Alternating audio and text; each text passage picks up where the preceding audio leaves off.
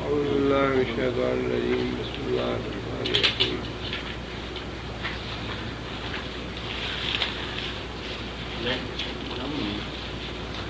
وإذا تتلى عليهم آياتنا محنت معلوم ہے میرے پاس ہے دو نمبر میرے دو نمبر کی وہ 0 میٹر پہ ہے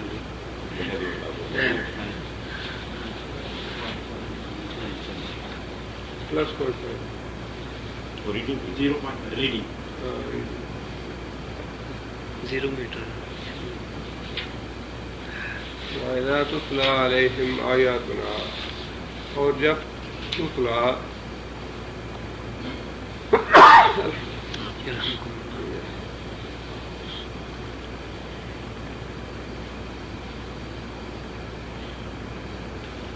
تتلا کون سا فعل ہے؟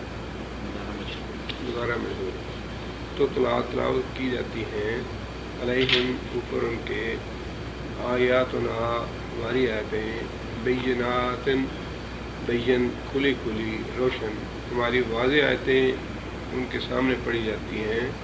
قال الذین کفروا کہتے ہیں وہ لوگ جنہوں نے کفر کیا للذین واسطے ان لوگوں کے آمنوا جو ایمان لائے ای الفریقین دو فریقوں میں سے کون سا؟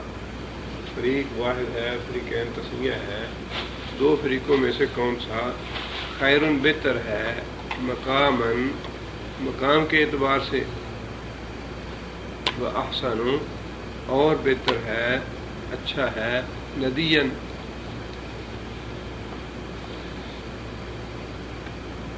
ندین کا معنی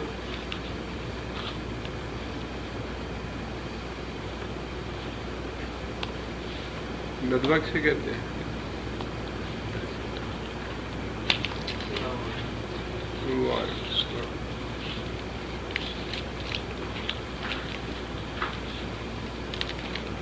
ندوہ کہتے ہیں بیٹھنے کی جگہ، مجلس، سٹنگ.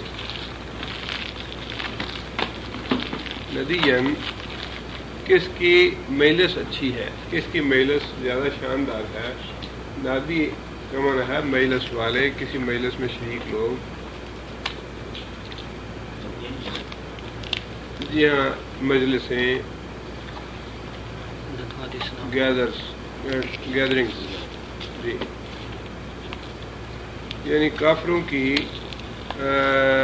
جب ان کے سامنے معاملے کی آیتیں پڑھی جاتی تو ان کی سوچ کا انداز یہ تھا کہ اس دنیا میں اللہ نے کس کو نوازا ہے، اللہ نے اس دنیا میں کسی اچھا مقام اور مرتبہ دیا ہے، اس دنیا میں اللہ نے کس کو زیادہ عزت دی ہے، کس کو زیادہ دولت دی ہے، کس کو اچھا اقتدار دیا ہے، کس کو اللہ تعالیٰ نے زیادہ بافراغت بنایا ہے اور باسہولت رکھا ہے. جو اس دنیا میں زیادہ باعزت ہے، جو اس دنیا میں زیادہ بافراغت ہے، ان کا نقطہ نظر یہ تھا کہ قیامت کے دن بھی وہی زیادہ بافراغت اور باعزت ہوگا. لہذا جب ان کے سامنے اللہ کے قرآن کی آیتیں پڑھی جاتی تو وہ یہ سوال کرتے کہ بھئی یہ تو ذرا بتاؤ کہ تم اچھے ہو یا ہم اچھے ہیں. ہمارے پاس دولت زیادہ ہے، تمہارے پاس زیادہ ہے. ہماری مجلسیں زیادہ اچھی ہیں یا تمہاری مجلسیں زیادہ اچھی ہیں. ان کے کفار جو تھے، یہ دارالندوہ اب تو ماشاءاللہ حرم شریف جو ہے بہت زیادہ وسیع ہو گیا ہے، لیکن اس زمانے میں یہ تو بالکل قریب تھے. دار ارکم جو ہے یہ نسبتاً دور تھا جہاں مسلمان بیٹھتے تھے اور مشاورت وغیرہ کرتے تھے، اور دارالندوہ جو ہے یہ تو بالکل حرم کے قریب تھا جو کہ اب حرم میں شامل ہو گیا ہے. وہ ایک طرح سے مجلس تھی یا پارلیمنٹ تھی یا مشاورت کی جگہ تھی کفار کی.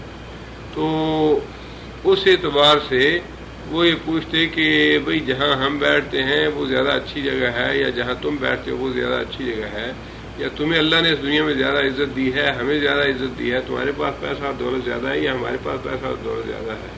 ان کے نزدیک یہی معیار تھا کہ جس کو اس دنیا میں بہت کچھ ملا ہے اسے آخرت میں بھی ملا ہے۔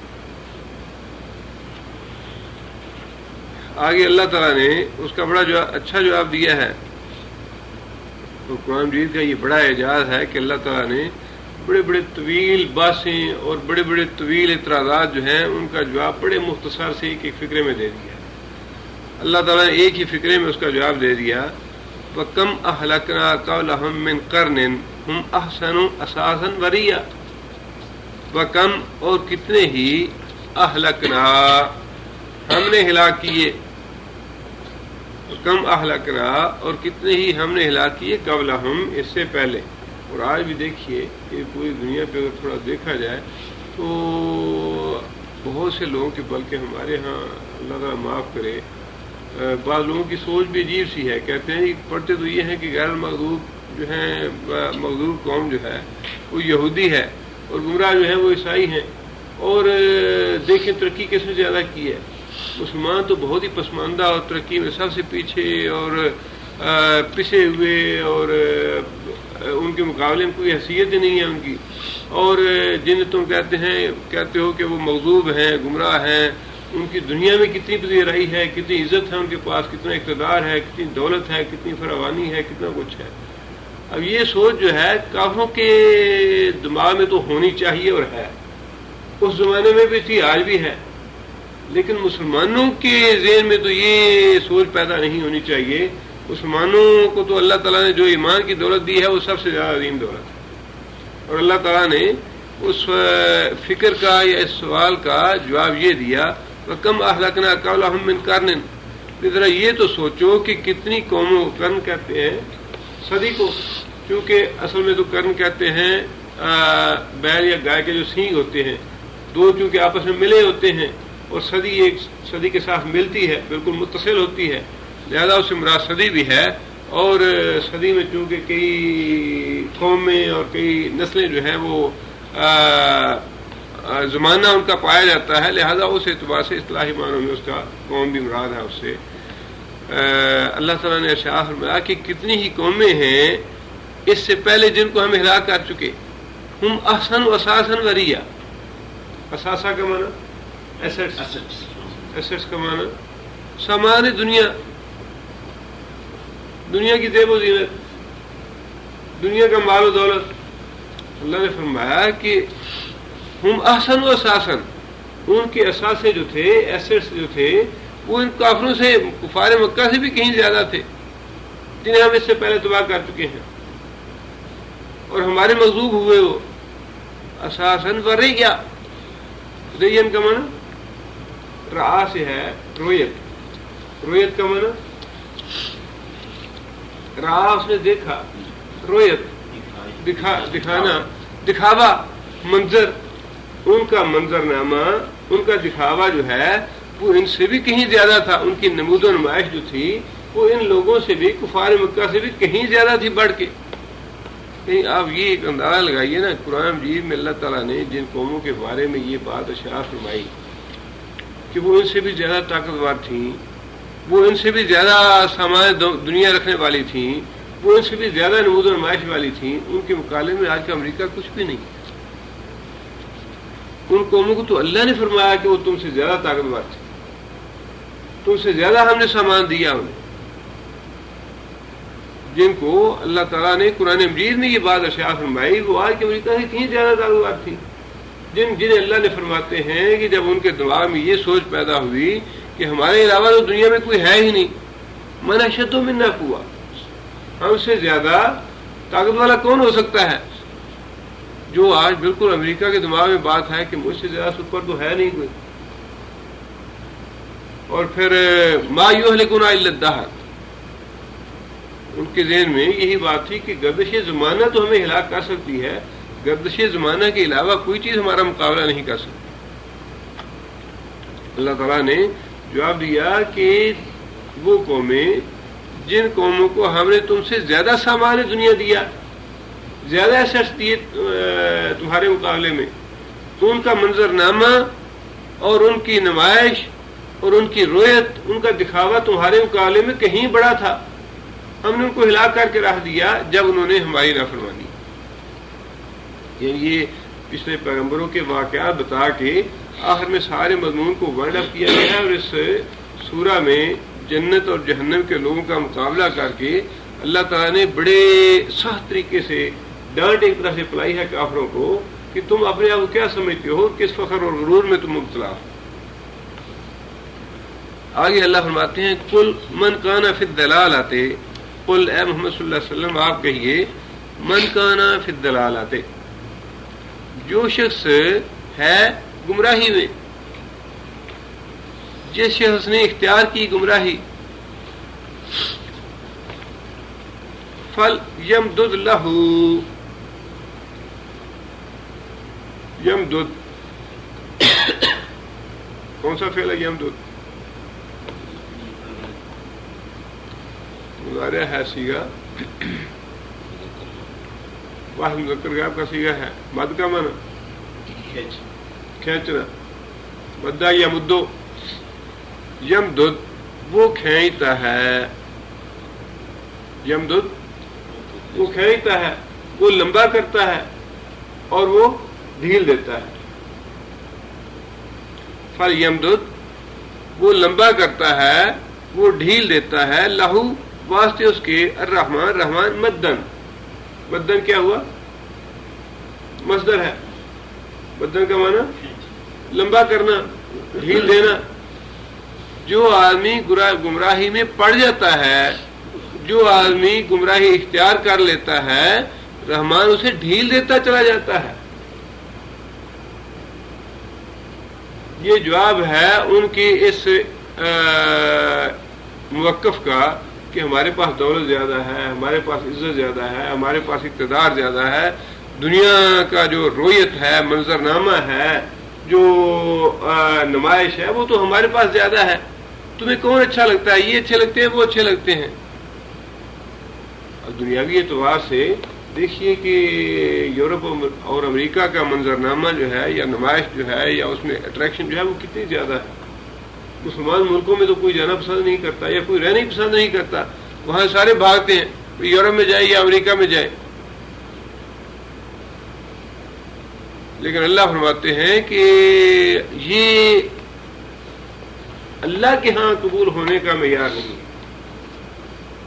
اللہ کے ہاں اچھا یا برا ہونے کا معیار نہیں ہے کہ جو اس دنیا میں زیادہ دولت پانے والا ہے، عزت پانے والا ہے، وہ قیامت کے دن بھی زیادہ دولت اور عزت پائے گا اللہ سے۔ بلکہ اللہ نے فرمایا کہ جو اصل حقیقت ہے، یہ آیت جو ہے یہ ہے اللہ تعالیٰ کے قوانین ہدایت اور گمراہی میں سے۔ یعنی بعض آیتیں تو وہ ہیں جن میں اللہ تعالیٰ نے یہ بات اشاعت فرمائی، یضل من یشاء ویہدی من یشاء۔ وہ ہدایت اور گمراہی کے قانون سے تعلق نہیں رکھتی آیتیں، ان کا تعلق تو اللہ تعالیٰ کے اقتدار اور اللہ تعالیٰ کے اختیارات سے ہے کہ بھئی اللہ تعالیٰ اتنا مقتدر ہے، اتنا قدرت والا ہے، اتنے اختیارات رکھنے والا ہے کہ اگر چاہے تو ایسا کر دے، لیکن وہ چاہتا نہیں ہے۔ اللہ کی قدرت اور اختیار اتنا زیادہ ہے کہ وہ اگر ایسا چاہے تو کر سکتا ہے ایسے، لیکن جو قوانین ہدایت کی آیتیں ہیں وہ یہ ہیں کہ آدمی جو گمراہی اختیار کرتا ہے، اللہ اسے گمراہی کی طرف ڈھیل دیتا جاتا ہے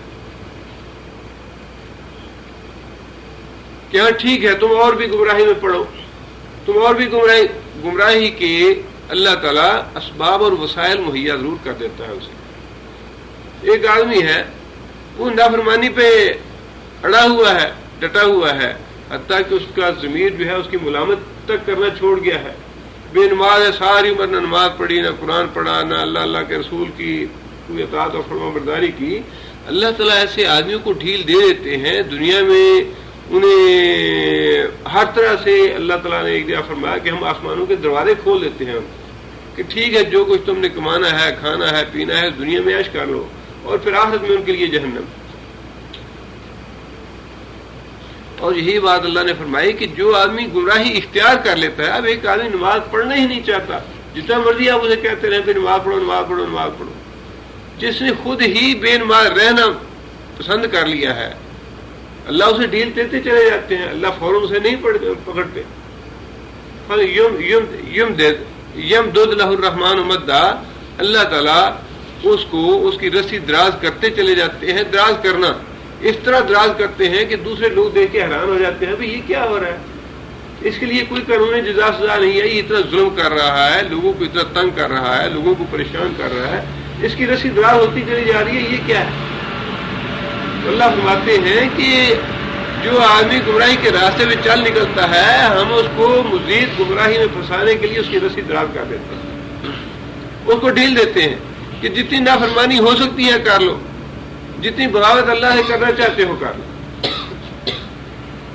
آگے اللہ فرماتے ہیں حتیٰ کہ اذا جب رعو وہ لوگ دیکھیں. رعو کون سا فعل ہے؟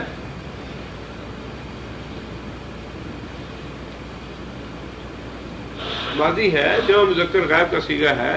رعو رعا اس نے دیکھا، رعو ان سب لوگوں نے دیکھا. حتیٰ کہ جب وہ دیکھ لیں، کس چیز کو دیکھ لیں؟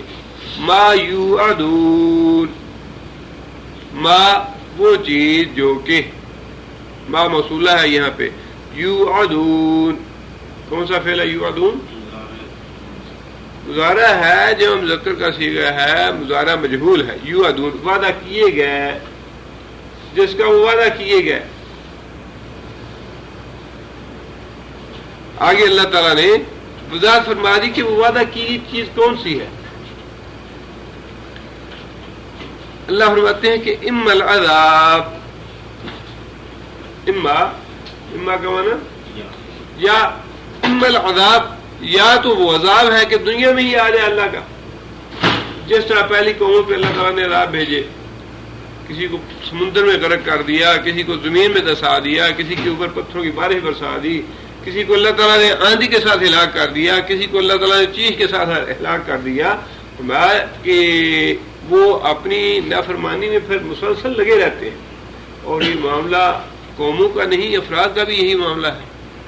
اگر ایک فرد جو ہے اللہ کی نافرمانی پہ اتر آتا ہے، فرد کو بھی اللہ ڈھیل دے دیتے ہیں، حتیٰ کہ اللہ کی پکڑ آ جاتی ہے اس میں.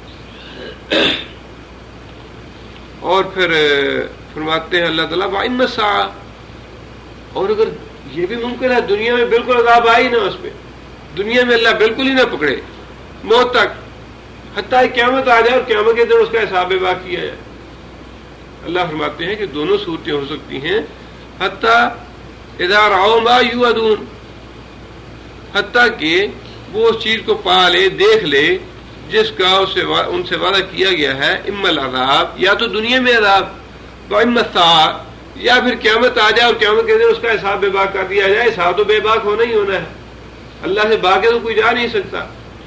یا اللہ اس دنیا میں پکڑ لے، اور اگر اس دنیا میں نہ پکڑے تو تب یہ حیران ہونے کی یا پریشان ہونے کی یا ڈینگے مارنے کی یا فخر اور غرور کرنے کی ضرورت نہیں ہے کہ ہمیں اللہ کیوں نہیں پکڑتا. اب یہی کفار کا تھا نا کہ تم اگر سچے ہو تو اللہ سے کہو ہم پہ عذاب بھیجے، ہم پہ عذاب کیوں نہیں آتا، ہم پہ عذاب نہیں آتا. تو اس کا مطلب یہ ہے کہ ہم سیدھے ہیں، ہم راہ راست پہ ہیں، تم گمراہ ہو.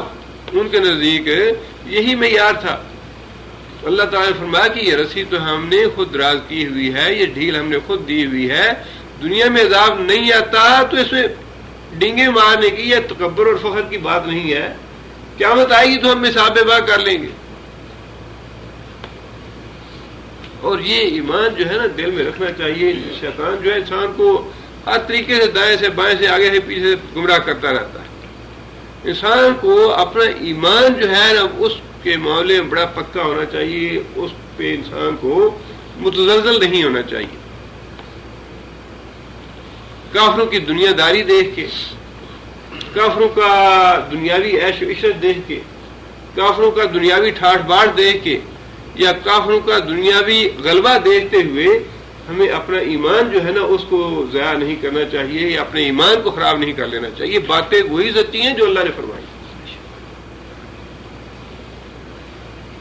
اور یہ جو دنیا کا نظام بنایا ہوا ہے نا، یہ قرآن کو اگر آپ قریب سے اور غور سے اس کا مطالعہ کریں تو یہ بھی قرآن مجید کی اللہ تعالیٰ کی مصلحت اور حکمت کے عین مطابق ہے نقشہ جو ہمیں نظر آ رہا ہے. یہ کوئی اللہ کی حکمت اور مصلحت کے خلاف نہیں ہے کہ کافر جو ہیں یہودی جو ہیں. اب دیکھیے نا پوری دنیا کی معیشت پہ یہودیوں کا قبضہ ہے، اور جہاں فتنہ کھڑا کرنا چاہتے ہیں کھڑا کر لیتے ہیں یہودی. لیکن وہ قوم ہے، یہ ایسی بدماش قوم ہے کہ انہوں نے اللہ کو بھی، نبیوں کو تو قتل کیا ہی کیا ہے. نبیوں کو قتل کرنا تو کوئی کام ہی نہیں تھا ان لوگوں کے لیے، جس کا ذکر اللہ نے بھی فرمایا کہ تم نے نبیوں کو ناحق کیوں قتل کیا. انہوں نے تو اللہ کو بھی معاف نہیں کیا کہ اللہ فقیر ونحن اغنیاء، اللہ تو فقیر ہے. اور دوسری ان کی یہ بھی اللہ تعالیٰ نے بات نقل کی کہ اللہ کے تو ہاتھ بندھے ہوئے ہیں، ہمارے ہاتھ کھلے، اللہ فقیر ہے، ہم غنی ہیں. ایسی بدبخت قوم جو ہے اس کے بارے میں یہ سوچنا جی ہاں ان کی تو بڑی اسرائیل بنا ہوا ہے جی، پوری دنیا پہ وہ یہ جس سے چاہتے ہیں تباہ کر دیتے ہیں، جس پہ چاہتے ہیں حملہ کر لیتے ہیں، یہ ہے وہ ہے، دنیا بڑا ان کا ٹھاٹ باٹ ہے، اقتدار ہے، یہ ہے وہ ہے. یہ اللہ کی مصلحت اور حکمت کے عین مطابق ہے. اس کے لیے ہمیں یہ نہیں سوچنا چاہیے کہ عین مطابق ہے تو پھر انسان جدوجہد نہ کرے یا مسلمان مقابلہ نہ کرے یا ان سے جہاد نہ کرے. اس کا یہ مطلب نہیں. جہاد تو اللہ نے فرض کیا ہے، مسلمانوں کو جدوجہد کرنی ہے. اللہ نے اس کا امتحان لینا ہے کہ تم نے کیا کیا کافروں کے خلاف، تمہارے دل میں کتنی غیرت تھی کافروں کے خلاف، اللہ اور اللہ کے رسول کی دین کی کتنی تم نے نصرت اور مدد کی. وہ تو اللہ نے حکم دیا ہے مسلمانوں کو، لیکن ان کے دنیاوی ٹھاٹ باٹ سے، دنیاوی غلبے سے انسان کو مرعوب نہیں ہونا چاہیے. اپنا ایمان جو ہے اس کو ڈگمگا نہیں لینا چاہیے کہ پتہ نہیں یہاں کیا بات ہے، کیوں، ہاں ٹھیک ہے وہ بھی اچھا ہے یہ بھی اچھا ہے. ایسی بات جو ہے وہ بالکل نہیں، بلکہ اللہ تعالیٰ کی مصلحتیں اور حکمتیں جو ہیں پوری دنیا پہ کار فرما ہے، پوری کائنات پہ کار فرما ہے. اور اللہ بڑا ہی حکیم، جو بھی کام ہے اللہ تعالیٰ کے بڑے حکمت والے ہیں. اللہ نے اگر ڈھیل دی ہوئی ہے تو اس ڈھیل میں کوئی حکمت ہے. جب وقت آئے گا تو اللہ کے لیے پکڑنا کون سا مشکل. اور ہمارے آنکھوں دیکھی کی بات ہے کہ کتنی بڑی سپر پاور تھی، اللہ تعالیٰ نے کیسے اس کو پرچے اڑا دیے. اس کو اللہ فرماتے ہیں کہ فَسَيَعْلَمُونَ، یعلمون جانتے ہیں، یہ جانیں گے، سَيَعْلَمُونَ جلدی جان لیں گے. اب ہم تو یہ کہتے ہیں جی اتنے سال، 100 سال گزر گئے، 200 سال گزر گئے، اب یہ تو حکومت ہلتی ہی نہیں ہے، یا یہ تو مضبوط اور جمتی جا رہی ہے اور بھی زیادہ. لیکن اللہ تعالیٰ کے نزدیک تو 500 سال گزرتے ہیں تو ایک دن گزرتا ہے. اللہ تعالیٰ کے ہاں 500 سال گزرتے ہیں ہمارے شمار سے، تو اللہ تعالیٰ کے ہاں ایک دن گزرتا ہے. اللہ تعالیٰ کے لیے کوئی دیر ہی نہیں ہے. قوموں کی زندگی میں سینکڑوں سال کی زندگی جو ہے وہ کوئی زندگی ہی نہیں ہے. لہذا اللہ فرماتے ہیں فَسَيَعْلَمُونَ یہ عنقریب جان لیں گے، من ہوا شر مکانن کس کی جگہ بری ہے، کس کا مکان برا ہے. وَأَضْعَفُ جُنْدًا، اضعف یہ اسم التفضیل ہے ضعیف کا، ضعیف کا معنی کمزور، اضعف بہت زیادہ کمزور، جندن جتھا اور لشکر. انہیں عنقریب پتہ چل جائے گا کہ کس کی جگہ بدترین ہے اور کس کا لشکر بہت ہی کمزور ہے.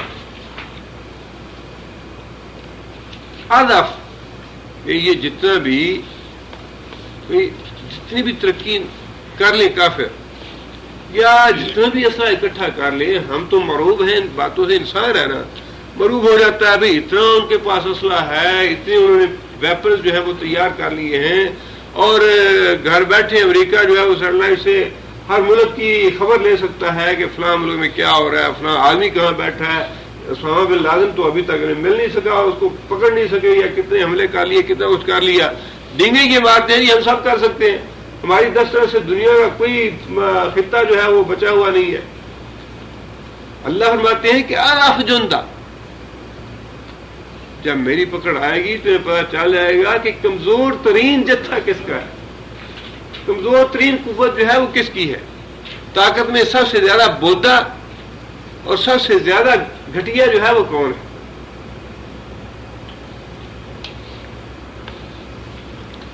آگے پھر اللہ تعالیٰ نے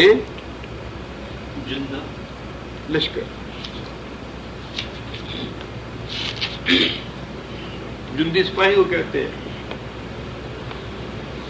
وَيَزِيدُ اللَّهُ یزیدو کیا مانا یزیدو؟ مضارع ہے، فعل مضارع ہے، واحد مذکر غائب کا صیغہ ہے، یزیدو زیادہ کرتا ہے اللہ، یزید اللہ، اللہ زیادہ کرتا ہے، الذین اہتدوا ہدن، الذین ان لوگوں کو اہتدوا، اہتدا کا معنی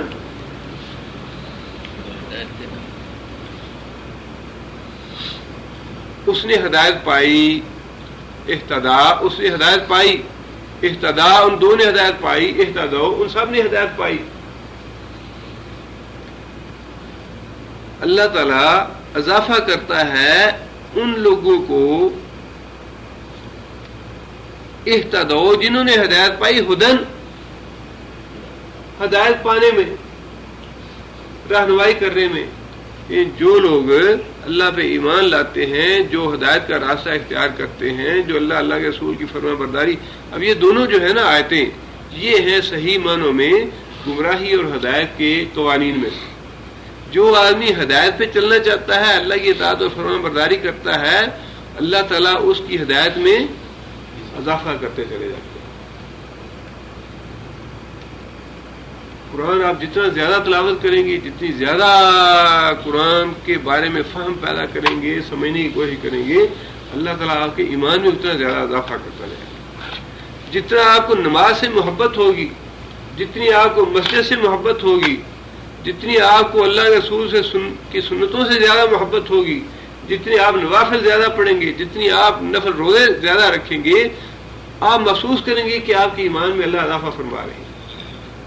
جتنا آپ ان نیکیوں سے دور ہٹتے جائیں گے، معاملہ اس کے بالکل برعکس ہوگا۔ یہ ہے ہدایت اور گمراہی کا راستہ کہ جو آدمی اپنے لیے گمراہی کا راستہ انتخاب کرتا ہے، اللہ اس کی رسی دراز کر دیتے ہیں گمراہی کی، کہ ٹھیک ہے تم گمراہی کا راستہ اختیار کر لیا، گمراہی کا انتخاب کر لیا، لہذا تم چلتے جاؤ اس راستے پہ، حتیٰ کہ اللہ فرماتے ہیں یا تو ہم دنیا میں پکڑ لیتے ہیں، اس پہ عذاب لے آتے ہیں، یا پھر دنیا میں نہ بھی پکڑیں تو قیامت کا دن اس کا حساب بے باک ہو جاتا ہے۔ اور ہدایت کے بارے میں اللہ فرماتے ہیں کہ جو لوگ ہدایت چاہتے ہیں، جن کے دل میں ہدایت کی تڑپ ہے کہ یا اللہ مجھے ہدایت دے دے، اللہ فرماتے ہیں کہ ہم ہدایت دیتے ہیں۔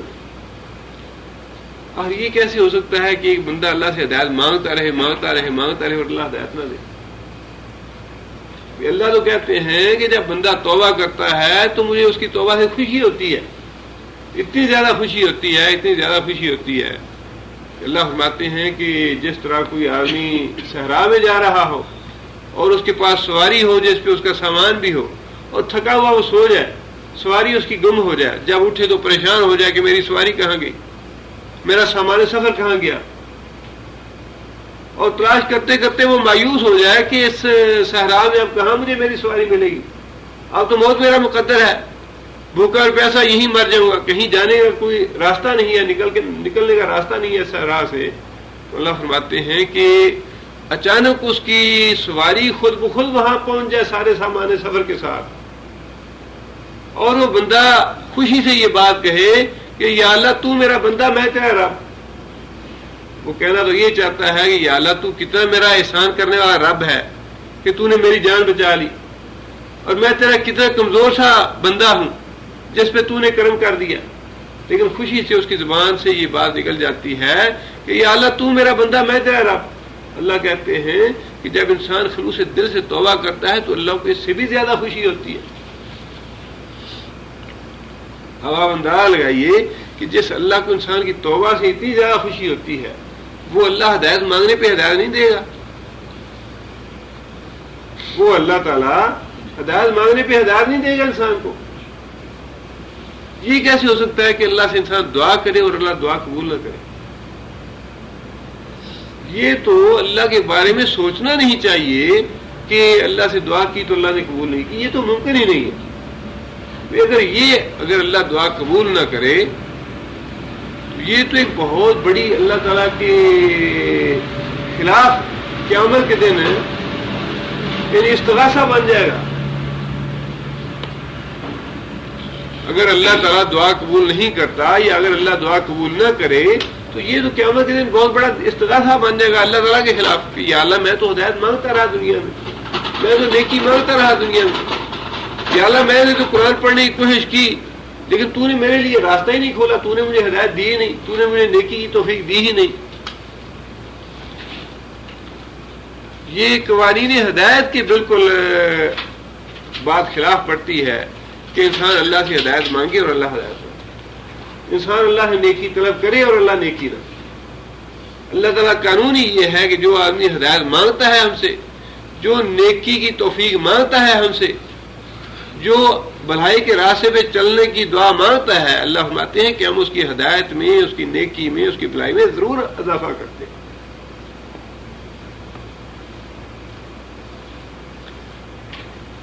یہ دونوں باتیں جواب ہیں کافروں کے اس اعتراض کی کہ دنیا میں عزت اور اقتدار اور دولت ہمارے پاس زیادہ ہے لہذا ہم تم سے بہتر ہیں۔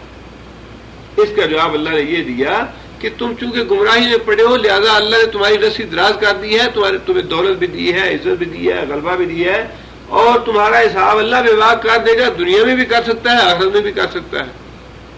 اور دوسری طرف مسلمانوں کو یہ بات بتائی کہ تم ہدایت یافتہ ہو، تمہیں اللہ نے ہدایت دی ہے، اور تمہاری ہدایت کی وجہ سے، نیکی کی وجہ سے، تمہاری خیر اور بھلائی کی وجہ سے اللہ دن بدن تمہاری ہدایت میں اضافہ کرتا چلا جا رہا ہے۔ آگے اللہ فرماتے ہیں والباقیات الصالحات خیر عند ربک ثوابا وخیر مردا۔ کتنی اچھی باتیں ہیں اور کتنی میٹھی باتیں ہیں، کتنی دل میں اترنے والی باتیں ہیں، بشرطے کہ انسان اللہ کی اس کتاب کو پڑھے۔ اللہ فرماتے ہیں کہ یہ جو ڈالر ہیں کیا یہ باقی رہ جائیں گے؟ یہ تو دنیا میں ہر چیز تباہ ہونے والی ہے۔ کیا یہ عقیدہ نہیں ہے کہ یہ سب کچھ فنا ہونے والا ہے؟ یہ بزنس ہے، یہ ویپنز ہیں، یہ اقتدار ہے، یہ حکومت ہے، یہ ترقی ہے، یہ غلبہ ہے۔ اللہ فرماتے ہیں کہ یہ کافروں کا سارا کچھ باقی رہ جائے گا، یہ تو سارا ہلاک ہونے والا ہے، یہ تو سب فانی ہے، تباہ ہو جائے گا۔ اللہ فرماتے ہیں کہ دیکھو باقی رہنے والی چیزیں کون سی ہیں؟ باقیات الصالحات، باقی رہنے والی نیکیاں۔ بھئی تم نے کسی یتیم کے ہاتھ پہ سر پہ ہاتھ رکھ دیا، وہ تمہارے کام آئے گا، وہ باقی رہے گا، تمہارے نامہ اعمال میں قیامت کے دن جا کے تم لکھا پالو گے کہ تم نے یتیم کو سورال دیا تھا، تم نے فلاں آدمی کی نصرت اور مدد کی تھی، خواہ تم نے ایک کھجور سے ہی کیوں نہ کی ہو۔ بھئی اللہ تعالیٰ تو اتنی نیکی بھی ضائع کرنے والے نہیں ہیں کہ حضرت عائشہ رضی اللہ تعالیٰ عنہ کے پاس عورت آئی جس کے پاس 2 بچیاں تھیں۔ حضرت عائشہ رضی اللہ تعالیٰ عنہ کھجوریں کھا رہی تھی، اور جب عورت آئی تو حضرت عائشہ کے پاس ایک کھجور باقی رہ گئی تھی، حضرت عائشہ نے وہ ایک کھجور اس عورت کو دے دی۔ حضرت عائشہ نے نبی صلی اللہ علیہ وسلم کو بتایا یا رسول اللہ، اس عورت نے وہ ایک کھجور خود نہیں کھائی بلکہ وہ تقسیم کر کے دونوں بچیوں کو دے دی، آدھی اسے دے دی، آدھی اسے دے دی۔ نبی صلی اللہ علیہ وسلم نے فرمایا کہ عائشہ کیا تمہیں اس پہ تعجب ہے؟ تعجب کرنے کی بات نہیں، اللہ تعالیٰ اس کے اس عمل کی وجہ سے اسے جنت میں بھیج دے گا۔ اللہ تو اتنی نیکی بھی ضائع کرنے والا نہیں، نیکی باقی رہنے والی ہے، ایمان باقی رہنے والا ہے، اور یہ کفر اور کفر کا غلبہ اور کفر کے ٹھاٹ باٹ، کفر کی شان و شوکت، کفر کے ڈالر، یہ سارے ہلاک اور برباد ہونے والے ہیں۔ ان میں کوئی کشش نہیں ہے، یا ان میں کوئی ایسی حسرت والی یا رشک والی بات نہیں ہے کہ کاش یہ ہمارے پاس ہوتے۔ اللہ نے فرمایا کہ ایمان کے ساتھ جو تمہاری نیکیاں ہیں وہ باقی رہنے والی۔ نماز کے 2 سجدے تم جو دیتے ہو اللہ کے حضور جا کے، آج جو تم نے روزہ رکھا ہے، جو قرآن مجید کی جو تم نے تلاوت کی ہے، قرآن سن لیا ہے، رات کو قیام کیا ہے، یہ قیامت کے دن مجسم بن کے آئیں گے اللہ کی بارگاہ میں۔ کیا قرآن سفارش نہیں کرے گا قیامت کے دن آ کے؟ روزہ سفارش نہیں کرے گا انسان کی قیامت کے دن آ کے؟ یہ سورہ بقرہ اور سورہ آل عمران اور یہ دوسری صورتیں سورہ ملک جو ہے، یہ اللہ کے حضور سفارش نہیں کریں گی۔ یہ جو ان کا ایک لفظ تلاوت کر لینا ہے قیامت کے دن، وہ ہمارے لیے وکیل بنے گا، اللہ سے مطالبہ کرے گا کہ یا اللہ تو اسے پڑھ دے، دنیا میں یہ پڑھتا رہا۔ اور یہ دولت کہاں رہنے والی ہے؟ دولت کہاں؟ اللہ فرماتے ہیں کہ قیامت کے دن انسان یہ چاہے گا کہ ساری زمین کے برابر سونا میرے پاس ہوتا تو میں یہ سارا سونا صدقہ کر کے اپنی جان جہنم سے چھڑا لوں، لیکن یہ ممکن نہیں ہوگا. سونا آئے گا کہاں سے؟ ڈالر آئیں گے کہاں سے؟ وہاں ریال کہاں سے آئیں گے؟ اللہ نے فرمایا کہ یہ ریال اور روپے اور سونا اور ڈالر یہ تو تباہ ہونے والے ہیں، فنا ہونے والے ہیں. والباقیات الصالحات خیر عند ربک، اور یہ باقی رہنے والی نیکیاں جو تم کماتے ہو، جو ایمان اللہ نے تمہیں دے دیا، اور ایمان کے ساتھ تم نماز پڑھ رہے ہو، قرآن کی تلاوت کر رہے ہو. آج ہمیں اس کا احساس نہیں ہوتا. واللہ یہ تو ایسی اللہ تعالیٰ نے ہمارے دلوں میں ٹھنڈ ڈال دی. اللہ نے مسلمانوں کے دلوں کو ٹھنڈا کر دیا یہ چیزیں بتا کے کہ میں تمہیں یہ کچھ دینے والا ہوں. یہ تمہاری چیزیں جو ہیں چھوٹی چھوٹی، مومن آدمی کا تو اللہ نے فرمایا کانٹا بھی چلتا ہے وہ بھی ضائع نہیں ہوتا، اس سے بھی اللہ گناہ معاف کرتا ہے. انسان کا اللہ نے ایک ایک قدم جو مسجد کی طرف اٹھتا ہے، اللہ فرماتے ہیں تمہارے ایک ایک قدم سے میں تمہارے درجے بلند کرتا ہوں، تمہارے گناہ مٹاتا ہوں. کوئی چیز اللہ مومن کی ضائع نہیں کرتا.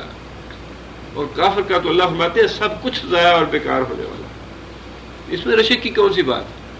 یا اس میں ڈینگے مارنے والی کون سی بات ہے کہ ہماری مجلسیں زیادہ اچھی ہیں، ہمارے محلات بڑے ہیں، ہماری بلڈنگیں بہت زیادہ ہیں، ہمارے بینک بیلنس بہت زیادہ ہیں، یا ہمارے ہاتھ میں معیشت ہے ساری دنیا کی؟ میں کہ یہ سارا کچھ تباہ ہونے والا ہے. مسلمانوں کا ایمان کے ساتھ جو نیک اعمال ہیں اللہ کے نزدیک وہ بہت ہی اچھے ہیں. ثواب کے اعتبار سے بخیر مردہ، رد کرنے کا معنی لوٹانا، اور پلٹانے کے اعتبار سے، لوگوں کو ٹریٹ کرنے کے اعتبار سے، ڈیل کرنے کے اعتبار سے یہ باقیات الصالحین بہترین ہیں اللہ کے ہاں. جو کچھ اللہ تعالیٰ نے ان نیکیوں کے بدلے میں تمہیں ثواب دینا ہے، جو تمہیں چیزیں پلٹانی ہیں، جو جنت دینی ہے، جو نعمتیں تمہیں دینی ہیں، بہت ہی اچھی ہیں ان چیزوں کی نسبت.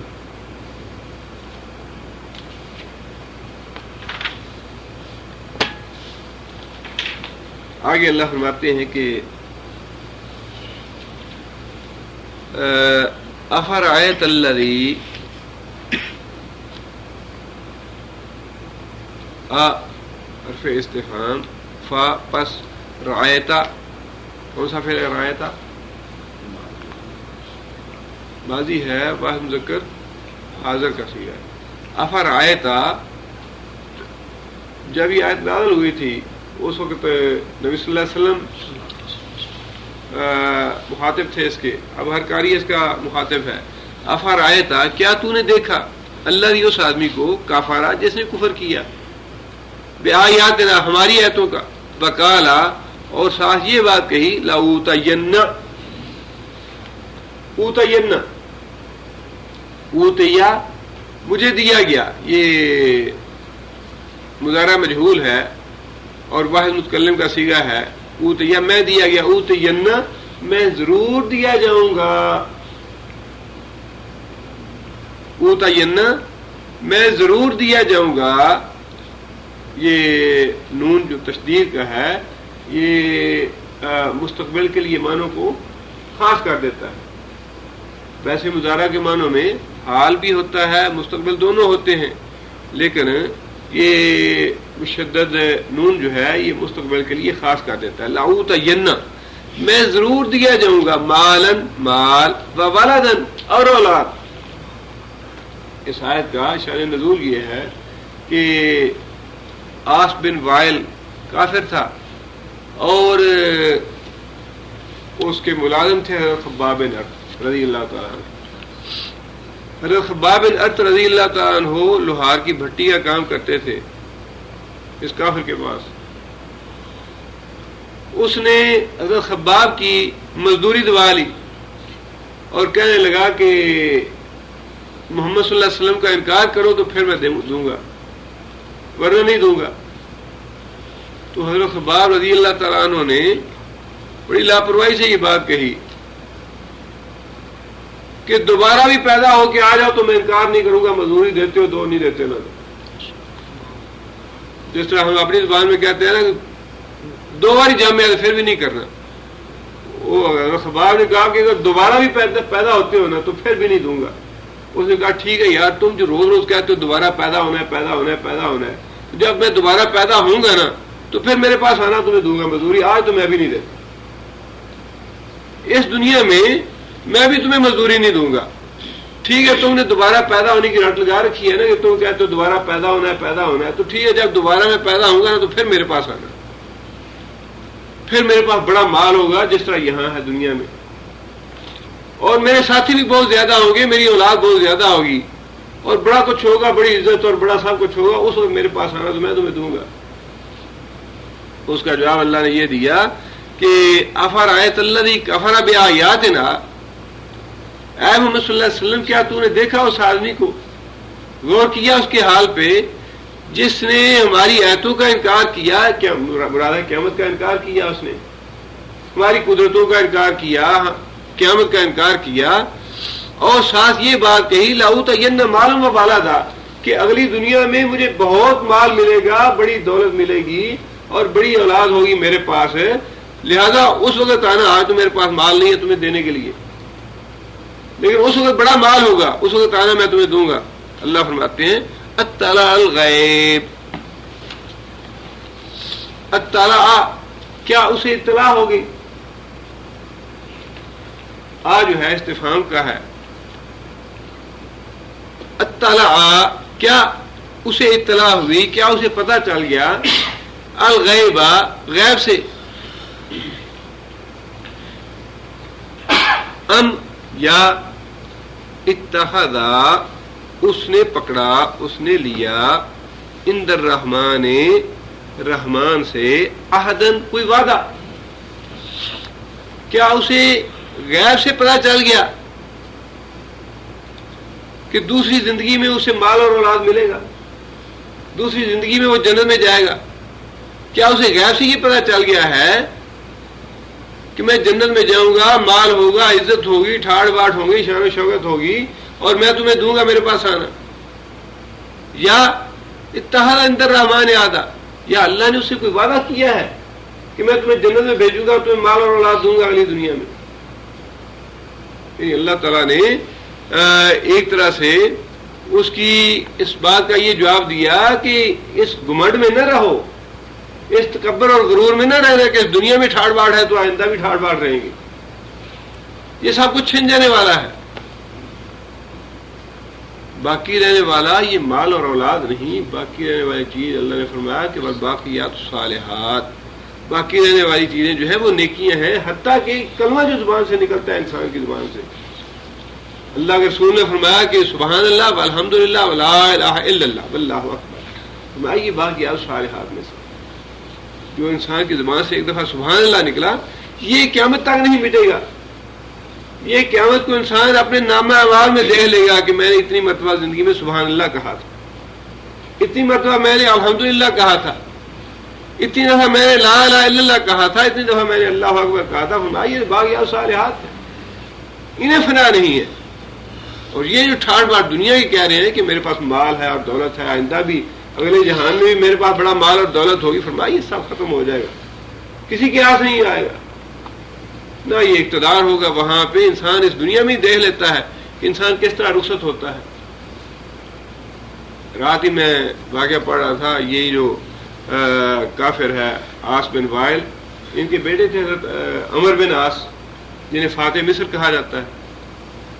عمر بن عاص بہت بڑے جرنیل تھے اور بڑے مدبر سیاست کے اعتبار سے، پوری سیاست جو ہے نا امیر معاویہ کی وہ ان کے دماغ کی گرد گھومتی رہی امیر معاویہ کے زمانے میں۔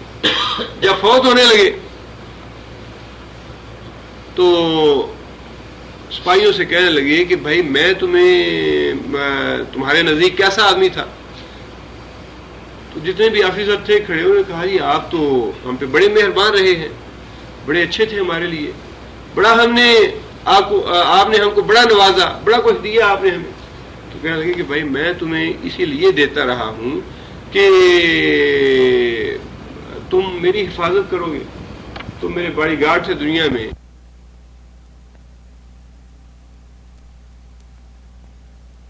اور بابے کا دماغ چل گیا ہے، اب کہتا ہے کہ مجھے بچاؤ، ہم کیسے بچائے تمہیں؟ موت آ گئی تو موت مرو، اب جب موت آئی تو اب مرو، اب ہم تمہیں کیسے بچائیں؟ باڈی گارڈ تھے تو اس وقت جب تک تمہاری زندگی تھی، جب موت آ گئی تو ہم کیسے بچائے تمہیں؟ تو کہہ لے کاش میں نے تم پہ اعتماد نہ کیا ہوتا، تم کو اتنا نوازا نہ ہوتا، یا تمہارے ساتھ اس طرح نہ کیا ہوتا، اور تعلق صرف اپنے رب کے ساتھ رکھا ہوتا۔ اور کہنے لگے کہ ایک زمانہ وہ تھا، عاص بن وائل جس طرح دشمن تھا اللہ کے رسول کا، ویسے ہی یہ عمر بن عاص بھی دشمن تھے اللہ کے رسول کے پہلی زندگی میں۔ کہنے لگے کہ 3 زمانے میرے اوپر گزرے ہیں۔ ایک زمانہ وہ تھا کہ میں نبی صلی اللہ علیہ وسلم کا بڑا دشمن تھا، اور میں چاہتا تھا کسی طرح میں نبی صلی اللہ علیہ وسلم پہ قابو پا کے قتل کر دوں نبی صلی اللہ علیہ وسلم۔ اور کیا کہنے لگے کہ اگر میں اس زمانے میں مر جاتا تو سیدھا جہنم میں چلا جاتا۔ کہنے لگے کہ پھر میں نے نبی صلی اللہ علیہ وسلم کی اللہ تعالیٰ نے مجھے ہدایت دی، میں نبی صلی اللہ علیہ وسلم پہ ایمان لایا، اور پھر میری کیفیت یہ ہو گئی کہ دنیا جہان سے میرے نزدیک زیادہ محبوب ترین نبی صلی اللہ علیہ وسلم کی ذات سے کوئی ذات نہیں، اور میں نبی صلی اللہ علیہ وسلم کی شخصیت سے، نبی صلی اللہ علیہ وسلم کی ذات سے اتنا مرعوب تھا کہ میں نے آنکھ بھر کے نبی صلی اللہ علیہ وسلم کی طرف دیکھا نہیں۔ اور کہتے کہ اگر کوئی مجھے پوچھے تو نبی صلی اللہ علیہ وسلم کا حلیہ بتاؤ تو میں حلیہ نہیں بتا سکتا، صرف اس وجہ سے کہ میں نبی صلی اللہ علیہ وسلم سے اتنا مرعوب تھا کہ میں نے کبھی آنکھ بھر کے دیکھ نہیں سکا نبی صلی اللہ علیہ وسلم۔ اور کہنے لگے کہ تمہیں سیدھا جنت میں چلا جاتا۔ لیکن تیسرا دور یہ ہے کہ نبی صلی اللہ علیہ وسلم کی وفات کے بعد ہم نے بہت سے الٹے سیدھے کام کر لیے ہیں۔ اب میں بستر مرگ پہ پڑا ہوں تو مجھے پتہ نہیں کہ میرا انجام کیا ہوتا ہے، میرے الٹے سیدھے کام جو ہیں مجھے جہنم میں لے کے جاتے ہیں یا اللہ معاف کر کے مجھے جنت میں بھیجتے ہیں۔ اور انہی کا وہ واقعہ کہ جب اسلام کے لیے نبی صلی اللہ علیہ وسلم کی خدمت میں حاضر ہوئے تو ہاتھ آگے بڑھایا بیعت کے لیے۔ نبی صلی اللہ علیہ وسلم نے جب ہاتھ آگے کیا تو اپنا ہاتھ کھینچ لیا عمر بن عاص نے۔ عمر بن عاص نبی صلی اللہ علیہ وسلم نے فرمایا کہ عمر کیا بات ہے، کیوں ہاتھ پیچھے کھینچ لیا؟ تو کہنے لگے یا رسول اللہ میں آپ سے ایک شرط طے کرنا چاہتا ہوں۔ نبی صلی اللہ علیہ وسلم نے پوچھا کیا شرط ہے؟ کہنے لگے یا رسول اللہ مجھے آپ اس بات کی ضمانت دیجیے کہ میں ایمان لے آؤں گا تو اللہ مجھے معاف کر دے، اللہ میرے گزشتہ گناہ جو ہے وہ معاف فرما دے گا۔ تو نبی صلی اللہ علیہ وسلم نے فرمایا کہ اے عمر کیا تجھے پتہ نہیں کہ 3 چیزیں جو ہیں وہ انسان کے گزشتہ سارے گناہ معاف کر دیتے؟ اسلام میں داخل ہونا گزشتہ سارے گناہ معاف کر دیتا ہے، اللہ کے دین کے لیے اپنا گھر بار چھوڑ کے ہجرت کر دینا گزشتہ سارے گناہ معاف کر دیتا ہے، اور فرمایا کہ اللہ کی رضا کے لیے حج کرنا یہ گزشتہ سارے گناہ معاف کر دیتا ہے۔ یہ 3 کام جو ہیں انسان کے گزشتہ سارے گناہ معاف کر دیتے ہیں۔ تو یہ بات تو ہے کہ اللہ تعالیٰ نے رسول کی زبان سے وعدہ بھی دے دیا کہ بھائی یہ لوگ جو ہیں یہ جنت میں جائیں گے ایمان لانے کے بعد، اور جن کی باقیات صالحین ہیں ایمان کی حالت میں نیکیاں کی وہ باقی رہنے والی۔ اب جنہیں اپنے مال پہ اور دولت پہ غرور اور تکبر ہے اور کفروا بآیاتنا، ساتھ انہوں نے ہماری آیتوں سے کفر کیا ہے، اللہ فرماتے ہیں کیا انہیں غیب سے پتہ چل گیا یہ جنت میں جائیں گے؟ کیا انہیں غیب سے پتہ چل گیا کہ ان کا مال اور دولت انہیں وہاں بھی ملے گا جہنم میں؟ یا اللہ نے ان سے کوئی وعدہ کر رکھا ہے کہ میں تمہیں ضرور دوں گا یہ مال اور دولت جو دنیا میں ہے تمہارے پاس؟ یہ اللہ تعالیٰ نے جواب دیا ان کے اعتراضات کا، اور اسی طرح کا مضمون جو ہے اگلے پورے میں بھی آتا ہے۔ سبحان ربک رب العزت عما یصفون۔